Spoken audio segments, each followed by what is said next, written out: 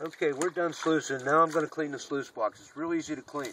This is a real neat design. If any of you guys want a copy of the design, I'll send it to you. You just lift this up, pull your riffles out, set them aside. You let the water run for a minute. You can see how it's taking all the heavy stuff out. Now, all your fines are going to be trapped down in this black material down here. So, I'm going to go up above this.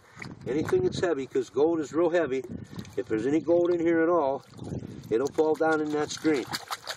It'll stick down inside this black material here. There's a black matting under there. Let me get up here. Just shake that.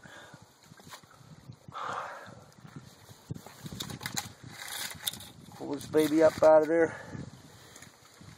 Now you just let that run for a minute. Sluice box will clean itself out. All your fines are going to be trapped right down in here. Just let all the junk flow out of there. There you go. Any gold that was in here is already down in that black part. And you clean that out last. And this stuff here. Now, what we'll do, we'll take and raise the sluice box up, move it backwards. See this pad?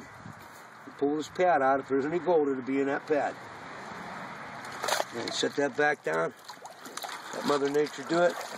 You just take and put your pad right in your bucket. Don't mess with it here. Don't mess with it in the stream or in the field. When you get back, if there's any gold, it'll be right in here. It'll be right there. So, there you go. There's a nice afternoon for under $1. It cost me about 10 bucks to build this sluice box, and many, many hours of enjoyment to come out of that. Okay.